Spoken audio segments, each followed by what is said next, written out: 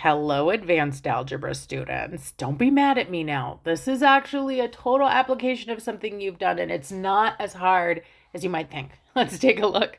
The shape below is composed of rectangles. Find its area. So what does it mean that it's composed of rectangles? Well, that just means that somebody put it together using rectangles. So yes, one way to look at it is this funky L shape, but you can also look at it like a couple of rectangles stuck together. And then if you look at it that way, well, you can deal with each rectangle separately. I can find the area or number of squares to cover the first rectangle separately from the area or number of squares to cover the second rectangle. So that is exactly what I'm going to do. I'm going to do this one piece at a time. And we have the GED formula sheet if we forget how to find the area of a rectangle. So if you look at the GED formula sheet, you'll see the area of a rectangle is equal to the length times the width. So why don't we call this rectangle 1? I love it. Let's find the area of rectangle 1 first. Now, this is where you're going to need to be careful on these because sometimes they don't always give you the dimensions that you need. But on this one, they were nice.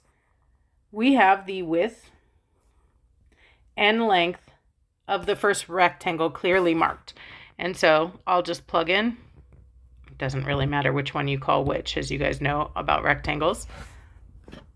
And I'll multiply it in my calculator because I'm lazy. 7.7. I'm not lazy. I'm efficient. I'm efficiently lazy, as my 11th grade math teacher would say. And I get 90.09. That's the area of rectangle 1. Now, let's look at the other rectangle.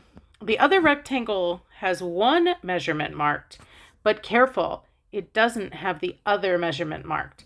We know better by now than just to grab whatever numbers we want and mush them together. We need the width of this rectangle. And you might say, well, 15.6 is kind of close. Well, but 15.6 is all of this. And I don't want all of that. I just want the piece that's on my rectangle. So how am I going to handle that? Well, notice, we said it was composed of rectangles, right? And we know something cool about rectangles. And that is that opposite sides of rectangles are the same length. We call that congruent. So if that piece up there is 7.7, this piece down here is 7.7. So you might say, well, why do I care, Kate? That's not even on that rectangle. No, but it is on this longer line. So if you take that 15.6 and you break off that 7.7, the remaining piece will be the piece I want. So mathematically, how do we do that? Well, we take that 15.6 and we just subtract away the 7.7 we don't need. And we find out that the length of this is also 7.9 centimeters. Lovely. Knowing that, now we have enough information to find the area of this rectangle, which, yes, is also a square, but squares are types of rectangles. So area of that second guy is going to be length times width. And on this guy, the length is 7.9 and the width is 7.9. And don't yell at me that it doesn't look like a square. I don't have to make it look like anything. You have to find the numbers, not guess what the numbers are. And then 7.9 times 7.9 is 62.41. Great. So I just figured out the area of this guy is 62.41. And the area of this guy is 90.09. But I don't want the area of them separately. I want the area of them together. And that's why I say my advanced level students, y'all can handle this because you know how to put things together. If I have this many squares and that many squares, and I want the total of all of those squares. And squares, I mean because area is a bunch of squares covering, not because I know these are rectangles. Okay, guys.